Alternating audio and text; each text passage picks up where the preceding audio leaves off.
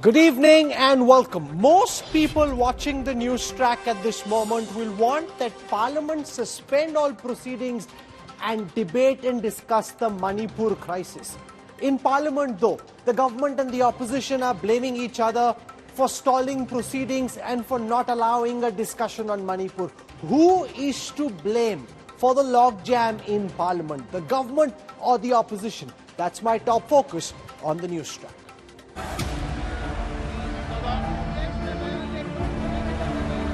Manipur simmers. Parliament explodes.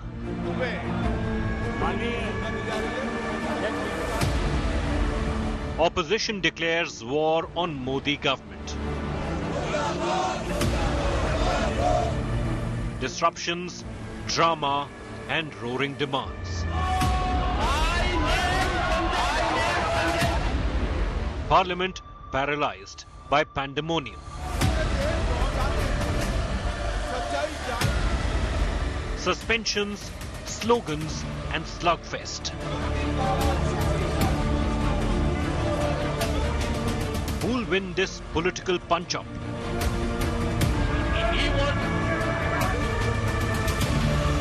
Manipur sets Parliament ablaze. The big focus on Newstrack. Before I dive into the big political showdown, here's a look at the headlines today. Parliament washed out for the third straight day. Opposition continues to protest against the centre on Manipur. Home Minister Amit Shah asks the opposition to let Parliament function, says India must know the truth. मैं सदन में चर्चा के लिए तैयार हूं कि विपक्ष को चर्चा करने देना नहीं चाहता और इस महत्वपूर्ण मसले पर पूरे देश के सामने सच्चाई जाए. Sacked Rajasthan Minister Rajendra Gowda, marshalled out of the Assembly, claims his red diary with incriminating evidence against the Gehlot government has been snatched. BJP says red diary is proof of Congress's black deeds. Supreme Court orders 2-day stay on the Archaeological Survey of India's survey at the Gyanvapi Mosque. Muslim side given time to move the High Court.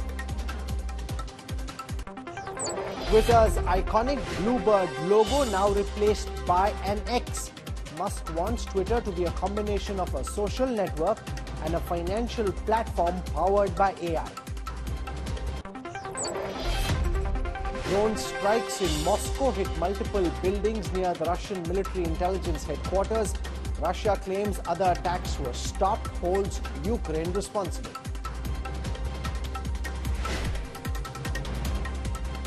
As Manipur continues to be on the boil, Parliament is in a state of logjam.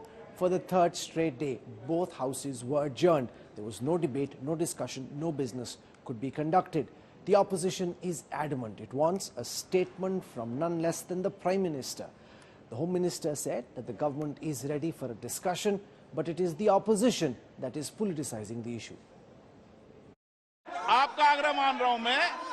सरकार भी चर्चा करने को तैयार है. विपक्ष को चर्चा करने देना नहीं चाहता. I name Sanjay Singh. मणिपुर के मुद्दे पर चर्चा के लिए पूरी तरह से तैयार है. The Manipur crisis reverberates through both houses of Parliament. मैं सदन में चर्चा के लिए तैयार हूं. मुझे मालूम नहीं है कि विपक्ष को चर्चा करने देना नहीं चाहता.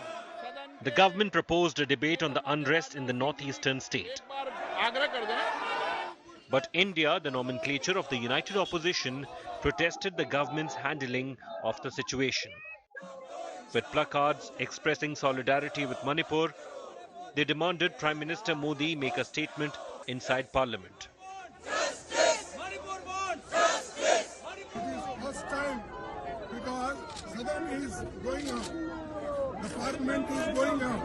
It is your duty first inform Parliament members, then to public. Suppose if Parliament was not there, session was not there, you could have spoken outside. But on the door of the Parliament, you speak. Therefore, we are requesting the chairman of Rajya Sabha and also Speaker of Lok Sabha that he should come in the House and make a statement that what is the real situation in Manipur. Parliament adjourned repeatedly through the day as MPs engaged in heated uproar. Aam Aadmi Party MP Sanjay Singh in the well of the Rajya Sabha. He was suspended for the entire duration of the ongoing monsoon session. Shri Sanjay Singh is suspended for the entire duration of this session for having repeatedly violated directive of the chair. If the House approves it, Shri Sanjay Singh is suspended as member during the entire session of this House. Aam Aadmi Party protested its MP's suspension, calling the move undemocratic. सांसद Sanjay Singh ji chairman साहब के पास जाने का प्रयास करते हुए उनका ध्यान आकर्षित करने की कोशिश कर रहे थे कि हमारी तरफ भी देखिए, विपक्ष की तरफ भी आपकी कुछ निगाहें आए ताकि हम जो बात कहना चाहते हैं वो बात रख सकें। आम आदमी पार्टी के सांसद संजय सिंह जी को सस्पेंड कर दिया गया। ये लोकतंत्र की हत्या है। अगर लोकतंत्र में राज्यसभा के भीतर बहस करने की मांग पर भी सांसदों को सस्पेंड कर दिया जाएगा तो इस देश में क्या ही लोकतंत्र पड़ेगा। The government accused the opposition of politicizing the Manipur crisis. It is clear that the Congress and its assorted supporters want to try and make political capital and try and take political advantage of an unfortunate situation in Manipur. The opposition accused the BJP of attempts to deflect attention from Manipur to states ruled by non-BJP parties. Manipur के विषय में internationally सब लोग चर्चा कर रहे हैं, हमारे देश में नहीं हो रहा। इससे ज्यादा मैं क्या कह सकती हूँ। It's a shame. चर्चा वो कराना नहीं चाहते। आपको ऐसा लगता है कि और हाउस के अंदर आप जो स्टेट्स की बात कर रहे हैं वो आपके स्ट्रॉन्ग ओपोनेंट्स हैं। आप उनकी बात कर रहे हैं। आपके राज्य में क्या हो रहा है, आपके स्टेट्स में क्या हो रहा है, यूपी, मध्य प्रदेश, आप बताइए। बाकी जो कुछ भी उनका बचा है आगे तो बचेगा भी नहीं। The nation awaits resolution on the Manipur crisis. High time the political establishment engaged in constructive dialogue on the issue. Bureau Report, India Today. The government has said that they are willing for a discussion on Manipur. Then why doesn't the opposition just take up the government's offer and let the nation hear what the government and the opposition has to say about the current crisis in the northeastern state? Why make it a matter of ego? Why insist that the Prime Minister should speak? Why not allow for Home Minister Amit Shah to speak on behalf of the government? To talk about all of this and more, I'm joined on this broadcast representing the Bharatiya Janata Party, its spokesperson Charu Pragya. With us is senior Congress leader, Member of Parliament, Gaurav Gogoi, his former colleague, now member of the Trinamool Congress. We've got Sushmita Deb and Raghav Chadda from the Aam Aadmi Party joins me. I want to go across to Gaurav Gogoi first. Amit Shah, the country's Home Minister, has said that the government is ready for a discussion on Manipur. The Defence Minister, Rajnath Singh, has said the same. Why doesn't the opposition, if it is indeed serious about a discussion on Manipur, take up the government's offer, and if you have points to pin the government down, do it on the floor of the House rather than in this television debate? Gaurav Gogoi, let's start from there. Rahul, what the Union Home Minister Amit Shah and Defence Minister Rajnath Singh have not said is whether the Prime Minister is going to participate or not. They have said that they are willing to take part, but that is not what the people of Manipur want. People of Manipur want to hear what the Prime Minister has to say. What does the Prime Minister have to say about supporting a Chief Minister who for the past 2 months did not know how many brutal incidents of gang rape is going on in his state? The people of Manipur want to know from the Prime Minister that why has he not found the time to go to Manipur and visit the people who are affected. The people of Manipur want to know from the Prime Minister that it is his constitutional and moral responsibility to intervene in a conflict which is still volatile and has the potential of spreading to another No, state. by making it contingent that the Prime Minister speak, Gaurav Gogoi, aren't you trying to score political brownie points? Isn't it better for India, not India your alliance, but India the country, to have a discussion on Manipur where you can attack the Prime Minister, and if he feels compelled he will speak, otherwise others will speak on his behalf? Isn't that better than not having a debate at all? I think what is dangerous is when a Prime Minister thinks that he is above the Parliament of India. I think what is dangerous is the Prime Minister has the time to go to the US and address a US joint session of parliamentarians, but does not feel the need to speak inside the Parliament. I think it's dangerous when a Prime Minister chose to remain silent, and only when a video became viral and the Supreme Court Chief Justice had to make an observation, that is when he chose to make a two-line statement on something which is of serious gravity. So I think it's incumbent upon India to remind the Prime Minister that this conflict needs his intervention. It is not a departmental issue where we require the minister's intervention. It is not an ordinary law and order issue which requires the minister's intervention. Manipur has been set back by decades. Today, the conflict has spread to such an extent that ordinary civilians have taken up arms against each other. It is what has happened in Rwanda. It is what has happened in other parts of the world. Okay. These two communities can't even see eye to eye. Forget about living next to each other. I want to hold that thought for a moment and come back to you in just a bit. I want to get a reaction from the BJP spokesperson. The Prime Minister spoke, Charu, outside Parliament. The opposition is saying, why can't he speak within Parliament? If he, when he walks in, touches the floor of Parliament and thinks of this as the temple of democracy, surely the country must hear from the Prime Minister within the Parliament and not outside. Rahul, what has happened in Manipur has pained every single citizen of this The country. Prime Minister and the said pain nothing for continues. 70 days.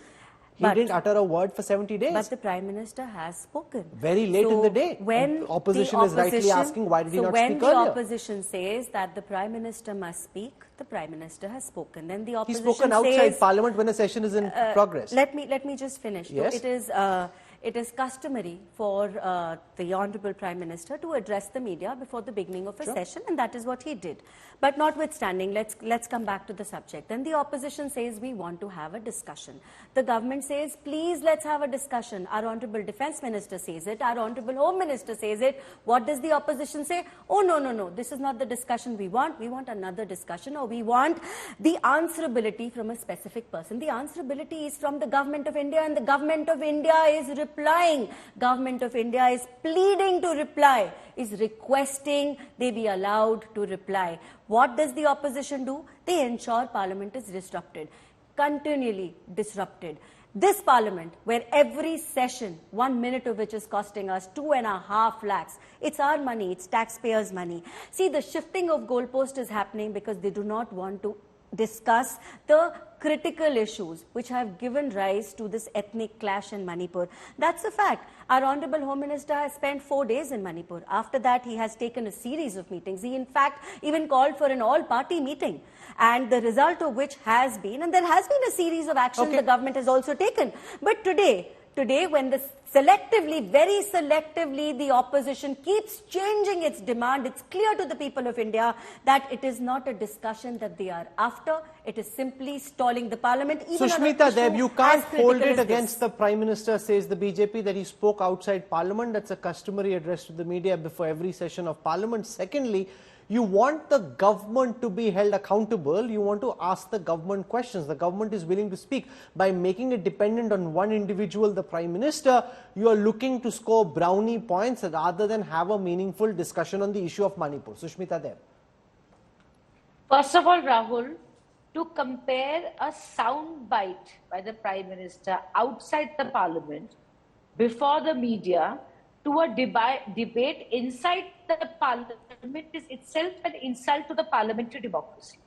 Secondly, the gravity of what has unfolded in Manipur is a constitutional crisis. And I fail to understand that a Prime Minister who travels across states when there are elections in the states, asking for votes of the people, should shy away from a debate.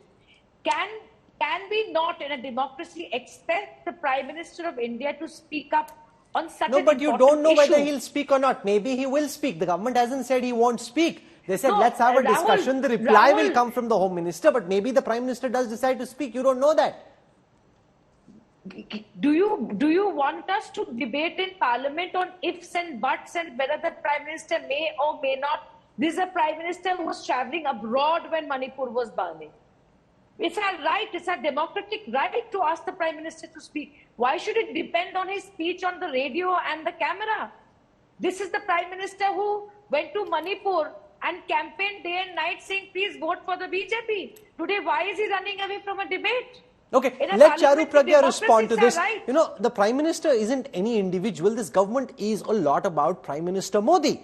And therefore, when things go wrong, the man must speak. That's what the opposition is saying. It can't be when things go wrong, it's thanks to Prime Minister Modi. If things go right, it's thanks to Prime Minister Modi. If things go wrong, you put Amit Shah and Rajnath Singh in front. That's the charge. No, absolutely not. Absolutely not, Rahul. And let me say this categorically. This is a government which takes responsibility for everything that happens in India, and taking responsibility means taking the onus of fixing a problem, a historical problem. Might I remind the present TMC spokesperson who was formerly with the Congress party, so she probably understands, the very same Congress party which ensured insurgency continued in the state of Manipur. That Madam, but it's your responsibility to fix it. You've been in power since 2017. No, one second. You can't blame, you can't blame the Congress for what's happening in Manipur. It's your government that's been in power for the last 6 years. Rahul, and did I shirk any responsibility? And I said you're harking back at the past is because you promised to fix the situation, which is why you were voted. Can I give you a metaphor as an example? There is a cancer. The cancer is going to need multiple sessions of chemotherapy, which the government has been giving. That's why insurgency is down by over 70% for the last 5 years or so. Have you heard of a terrible ethnic clash like this one, which used to be the norm in the state of Manipur, unfortunately, previously happening? You cover news day in and day out. You know, you understand that we have managed to bring down this insurgency by Madam, the situation now is worse. No, one second. Of peace. Let's not be delusional. I'm not being delusional. The situation in Manipur is worse. I'm being a Madam, realist the situation in Manipur is worse than we've had in an Indian state in many years gone by. Yes. Not since the peak of insurgency have we had a situation of the kind that Manipur faces right now. I do not and want it's to happened mince on your words. watch. Yes, and I do not want to mince any words. I understand this is terrible, and everyone is equally pained. I'm sorry, I do not believe your heart pains greater if you belong to a specific party ideology and it doesn't pain as much otherwise. So Gaurav, their pain can be dependent on geography, our pain is not. The argument from the BJP is, and there is some semblance of truth to this, that this isn't a problem from today. This is not a problem, they say, created by the BJP, and you come from the northeast. You understand well that the kind of ethnic divide that we're seeing between the Meitei and the Kuki community goes back generations. The government's argument is we're trying to deal with a volatile situation. If everyone keeps the larger picture in mind, we'll be more successful. If you keep putting fuel on fire, we will never get the fire under control. Gaurav Gogoi. Rahul, more than 150 people have died. That is what we know. The official estimates, which come out later, might report a higher number. 55,000 people of Manipur, our fellow Indian brothers and sisters, are displaced and are living like refugees. There are close to 5,000 incidents of arson. Churches and temples have been burnt. There has been nothing like this in the state of Manipur for the last 22, 23 years. And I'm telling you with all seriousness and as a representative of the Northeast, the last time of this scale of violence which has taken place in Manipur might be in 1998. For the last 23 years, we have not seen this level of animosity and distrust For the last 23 years, we've not seen a chief minister who has been so partisan and been such a key protagonist. I don't understand why the Prime Minister will replace a chief minister in Gujarat, Uttarakhand, Tripura when elections are near, but fails to do anything with this chief minister. He still has confidence in this chief minister. In Uttarakhand, you change your chief minister 4 times, but for some reason, this Manipur chief minister who says, oh, there are hundreds of such FIRs as reported to your TV house, and yet the Prime Minister reposes confidence in this chief minister, and that's why people of Manipur are getting fed up. They are getting disenchanted. If this continues, there will be a level of polarization amongst the two communities that will take decades to heal. It will take another 20 years to heal before Meiteis and Kukis can live together. This has the potential to lead to another insurgency because there are arms still in the hands of ordinary civilians, and these arms, weapons which were surrendered, were initially with the police. What is the state of law and order when police stations have been ransacked and ordinary civilians are holding sophisticated weapons in their hands? And the biggest problem, Charu Pragya, is yours is a government that's supposed to be strong on national security. Police stations on your watch are getting looted. Yes. Armed convoys are having insurgents being taken away because the police or the army doesn't have instructions to act and aren't opening fire like they would under similar circumstances if they are being attacked. This is raising questions around all your claims about being better on national security than the opposition. You have mishandled Manipur in the worst fashion possible. So I'm glad you mentioned the army, and we also need to do a comparison of two situations. On one side, people say we need to remove the act which empowers the army to act in a certain way, the APSA from the northeast. On the other side today, in the middle of a crisis, you're saying, why isn't the army acting a certain way?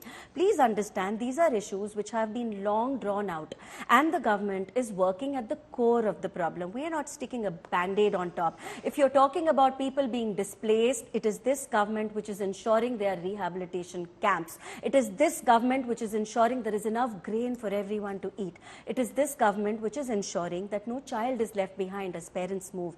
I am not saying the situation is not terrible. It definitely is. I am not trying to, like I said, trivialize. This is not a matter which can be trivialized. But can we not come together on an issue as critical as this, and at least at a point like this not disrupt the parliament? You want to hold the government accountable? Where will you hold the government accountable? Here in the studio of India Today? Or in Parliament. No, this is an important argument. You want to hold, like Gaurav Gogoi and you are here on television making compelling arguments. Charu Pragya is having to respond. This could be done in Parliament. You know, the moment you get into this squabble about whether the Prime Minister will speak or the Home Minister will speak, you lose the opportunity to ask some tough questions to the government, including to the Prime Minister on the floor of the House. You're doing it on TV, do it in Parliament. So Rahul, first of all, the Honorable Home Minister of India went to Manipur for 3-4 days, and nothing came out of it, number one. Number two, please understand, when it is the gravity of the situation which calls for the Prime Minister to speak. A Prime Minister who remained silent for 80 days. I went to Manipur, Rahul, and every camp I went to, people said, why is the Prime Minister silent? There is a difference at the cost of repeating myself. When the Prime Minister speaks on an important issue, there's a message to the nation. There's a message to the people. No, but the Home Minister is very important as well. He's the second most important man in the government. He's speaking. It's not like he's running away from. He's saying, come, I'll answer these questions. No, it is the Prime Minister who's running away. What is stopping the Prime Minister from starting the debate? No, but how can the opposition decide? Madam, is it not the government's prerogative to determine who starts the debate and who speaks? How can the opposition insist on the Prime Minister speaking? Rahul, may I please? No, it's not their prerogative. Madam, very respectfully, is it an individual you hold accountable, or is it the government?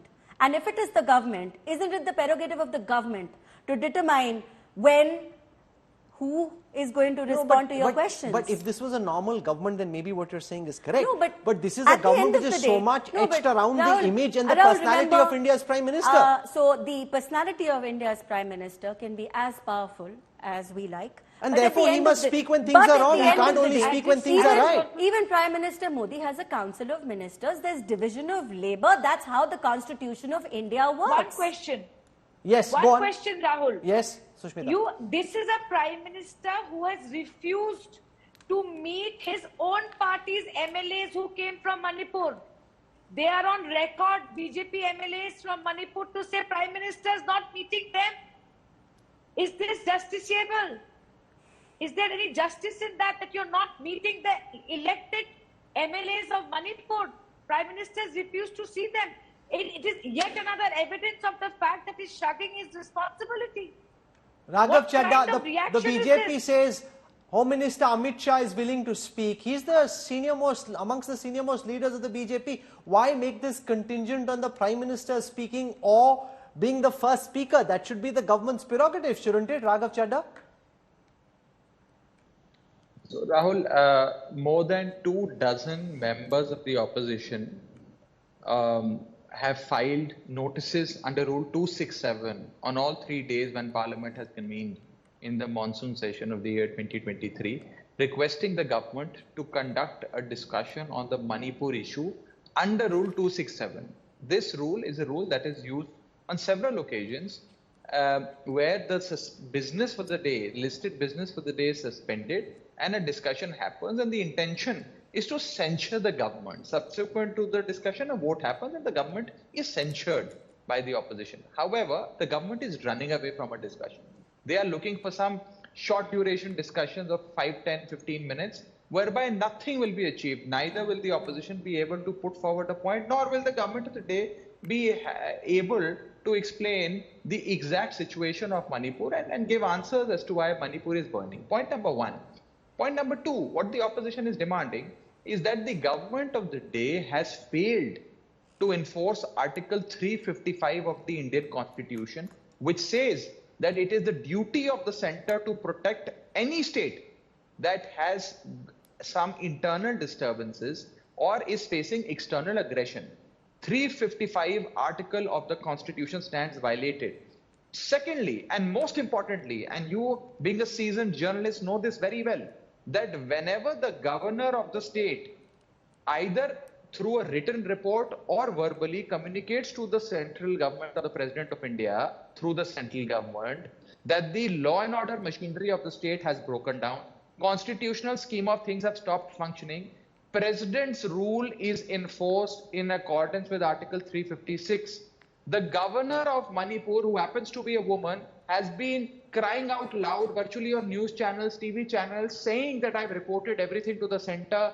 Manipur is in a state of catastrophe. People have lost lives. Thousands have been displaced. The situation is such that crimes against humanity and crimes against women are increasing. Yet the center fails in imposing President's rule. Raghav Chadha, the government's primary contention is that things are now getting better. Things were bad in May and June. In July, things are getting better. And if, like the opposition is demanding the resignation of Chief Minister Biren Singh, if the Chief Minister were to ask to step down, the situation could get worse. Their primary effort at this time is to ensure that the fires are doused and to the extent possible the wounds are allowed to heal, which they think will happen if there is no politics around this deeply contentious issue, Raghav Chadha. First of all, whether the situation is going better or is going from bad to worse is something that can be arrived at only if a discussion on this issue happens. Today, you have MLAs of the BJP from the state of Manipur resigning. The vice president of the BJP of the Manipur unit has resigned. Intellectuals, lawyers, activists from the state are reporting that the situation is that of a complete mayhem. And the internal disturbance in the state is such that the law and order machinery of the state is unable to control. So therefore, I think the situation is very grave and we want answers. And why run away from a discussion? In fact, Rahul, permit me to remind you that on the 17th of August, 2012, in the year 2012 monsoon session, the same rule 267 of the Rajya Sabha was enforced and a discussion happened on a topic that some migrants from India's northeast region were attacked in some states in the country. Today, what we are witnessing in Manipur is of a greater degree and magnitude. It's not about few sporadic incidents of migrants coming from northeast. But an entire state of India's northeast, a critical border state like Manipur, that is burning today. And the chairman of the Rajya Sabha and the government is running away from a discussion under Rule 2. Let Charu Pragya respond to both these charges. One long versus short discussion. We've had long discussions under Rules 267 in the Rajya Sabha, under Rule 184 in the Lok Sabha on matters of far lesser significance. This insistence that the discussion happen under Rule 176 in the Rajya Sabha, which is a short duration discussion not exceeding 2.5 hours, or Rule 193 in the Lok Sabha, which again is a short duration discussion, that doesn't make sense. Why can't there be a full-length discussion on the issue of what's happening in Manipur? So, why try and just get this done with? No, but nobody is trying to get done with anything here, and I will appreciate if other political spokespersons do not just randomly say 15 minutes of discussion. I'm sorry, 15 minutes is not even enough for a hello in the Indian Parliament.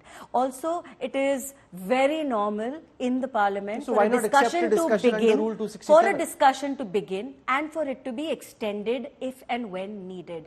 What is the problem when the government gets on the floor, answers your questions, gives the people of India a statement, and we take it from there? Why is it that you're showing this kind of stubbornness? And that's exactly why I'm because Rule 176, from what I gather, is time-bound, limited to 2.5 hours. And it can be extended. It can be extended. Okay, let middle way, that can be changed. That the discussion can be a longer discussion. Also, can I just interject here? And because we have 3 other spokespersons from 3 different states representing governments from 3 different states, situations in a lot of part of the country we want to discuss. It's unfortunate that they think it is fit to give a statement only where states suit their political narrative, and that is the point of view. Don't try and compare Manipur with any other state. There is no I comparison. am not comparing, but I am saying that if an incident happens yesterday, if an incident happens day before yesterday, why should we shy away from at least making a statement about it? Now, you're being stubborn enough to say, we want to discuss it, this is how long we want to discuss it for, this is the person who will reply. You have a whole list of ifs and buts, but you can't issue a statement on critical issues in your own states. Gaurav Gogoi, the BJP says even if the discussion were under Rule 176 or 193, it doesn't need to be 2.5 hours and time bound. The discussion can be extended.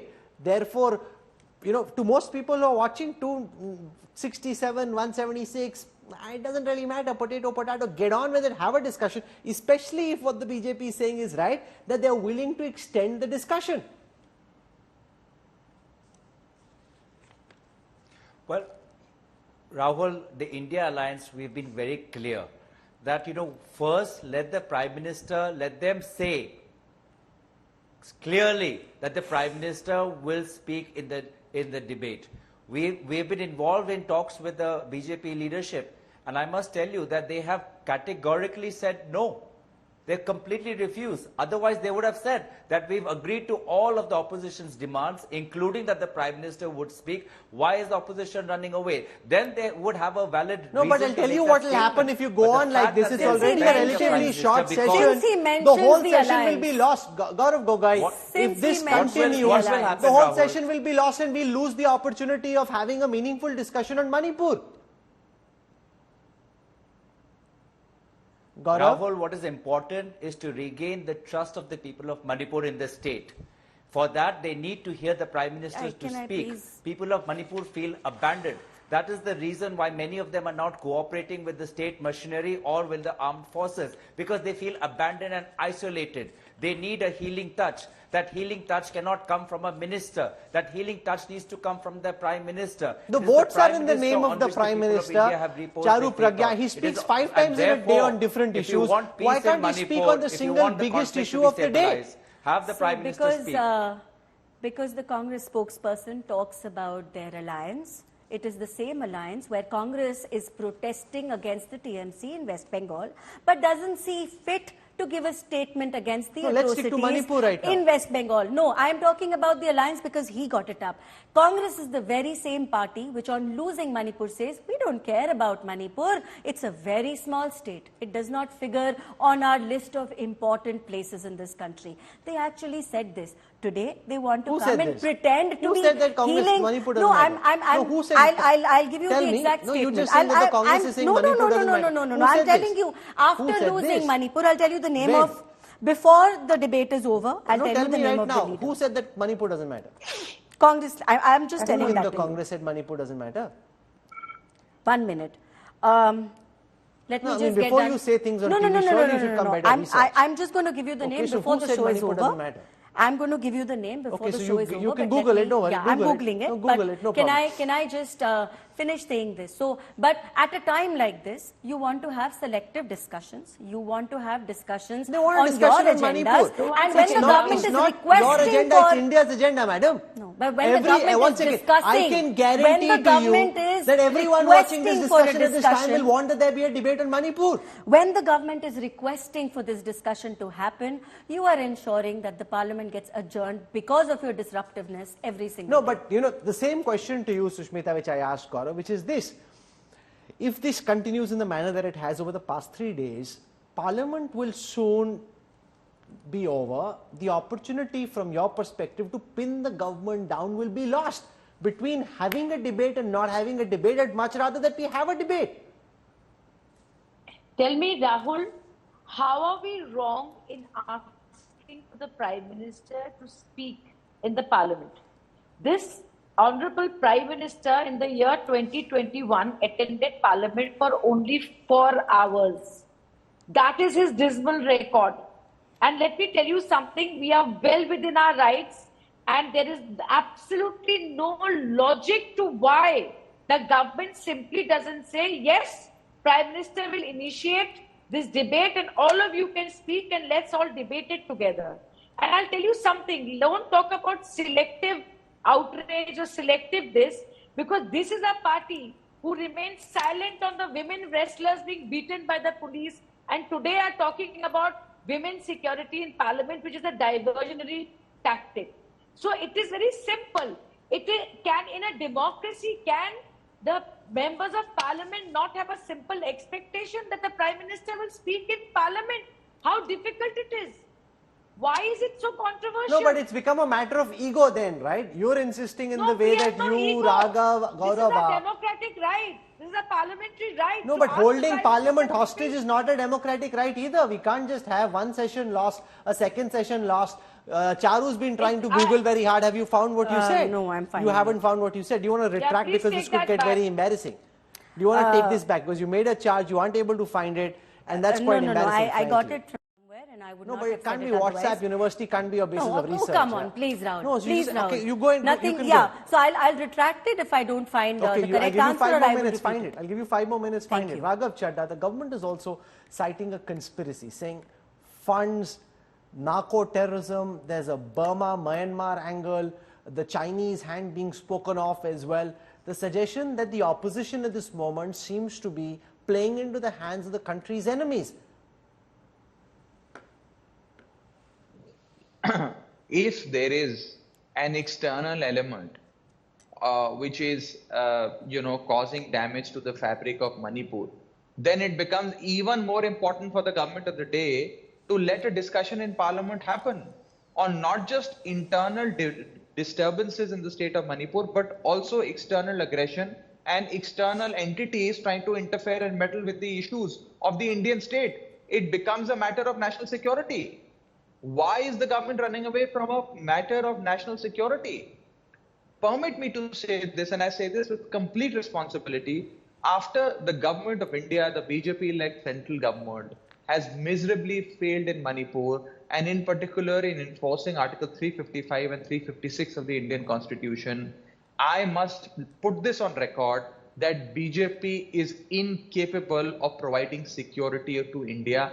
India, as a state, as a country, as a union of states, is not safe in the hands of the BJP. They cannot protect the territorial integrity of India. They cannot ensure peace and harmony within India. I'm running out of BJP time. BJP has miserably failed. Charu Pragya, final words. The opposition, in the manner in which Gaurav, Raghav and Sushmita are doing, will level the charge that the Prime Minister is running away from a discussion. India's Prime Minister, in the 9 years that he's been in power, has always been seen as being proactive. Yes. Rather than taking the bull head on and say, okay, I will speak. By choosing not to speak or by suggesting that he will not speak, aren't you doing damage to the image of the Prime Minister? Rahul, the Prime Minister has not said that he will not speak or he will speak categorically at all. And I want to repeat that the accountability the opposition holds from is the government, and the government is willing and requesting for this discussion to start happening. I will also appeal to the opposition parties, please allow the discussion to begin. If in the middle of that the Prime Minister feels, or if you feel, why don't you demand this on the floor of the House, let the Parliament speak, let the Prime Minister speak. Allowing the Parliament to not function, disrupting it every single day. Will this happen again, Sushmita Dev? It's the beginning of the week. Will this happen for the next few days and then the next week and then that's it? The session will be over. It's very simple. The Prime Minister of India is elected by the people. This is the government of the people, and he should come to Parliament for a change and start the debate. We want to hear him, and people of Manipur want to hear him. When I went there, every single person, every single faction in the relief camp said, why is the Prime Minister not speaking? And it's extremely unfortunate for the country. No, but if this is indeed unfortunate, Gaurav, it's also an opportunity for you to go to voters with. Allow for the debate to happen, make the point that the Prime Minister is not speaking, and that's the way to press your point home rather than not allowing the debate to happen at all. Well, I think the Prime Minister loves taking credit for successes, but when it's time for failures, he is outsourcing his failures to his Home Minister and Defence Minister. That is not what democracy is about. That is not what accountability is about.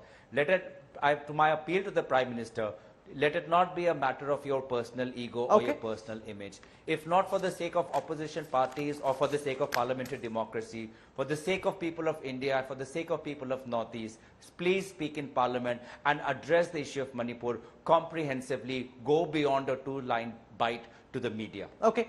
Charu, before I end, do you want to tell us whether you found the name of the person you I haven't. I will retract it for now, but I will come back with it on our next debate. Sure. Thank you. Look forward to that. I want to end this debate. You've heard from the opposition, you've heard from a government spokesperson. It is better to have a debate than not to have a debate. Make no mistake about it. This whole imbroglio currently between the government and the opposition does no one any good, does Manipur no good either. Let there be a debate and let this not become a matter of ego about who will speak and who won't. Nearly 9 months after his hostile takeover of Twitter, Elon Musk has rebranded the world's largest micro-blogging platform. Gone are the blues and the bird, which was so closely linked to the website. Instead, you'll now find an X, an English letter Musk openly loves.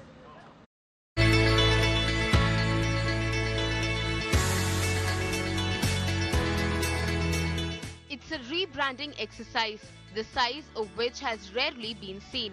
Sunday night, an X symbol was projected on the exterior of Twitter's offices in San Francisco, representing the new logo for the company.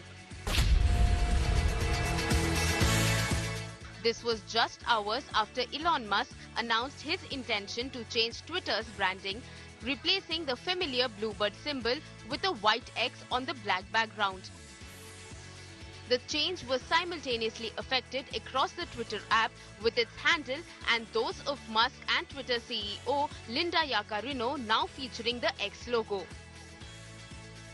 The Twitter bluebird, although, is still visible across the platform. Now even the website x.com redirects users to Twitter. Musk had last night announced a big change in store for Twitter. In a post, he said he wanted to change Twitter's logo and polled his millions of followers whether they would favor changing the site's color scheme from blue to black. Importantly, the rebranding is just the beginning of change for Elon Musk. The known disruptor has always seen X.com as a one-stop shop for everything financial, from banking to digital purchases, from comparisons to credit cards, investments and loans. Well, thank you, Elon. It is such a treat. On Sunday, CEO Linda Yaccarino only confirmed this, revealing their plans to build a super app out of Twitter, or X as it is now known as. According to the new CEO, the platform will soon be able to handle more audio and video functions, messaging, payments and banking to create a global marketplace for ideas, goods, services and opportunities. Reactions were swift, with most asking, with the change of name, what would tweets be called now? Elon Musk replied, X's. Meanwhile, in a poll by Business Today TV, the name Twitter clearly emerged as the user favorite with just 29% saying they preferred the new X. Interestingly, Musk had co-founded X.com as an online bank in 1999. It had later been transformed into one of the world's digital payment system, PayPal. Musk bought back the X.com website after leaving PayPal, only to unleash it on an unsuspecting captive blogging audience. Bureau Report, India Today. Elon Musk's obsession with the letter X is not new, from SpaceX to Tesla Model X to even naming one of his children X. The Twitter rebranding is only the latest of a series of X factors in Musk's persona and in his professional life.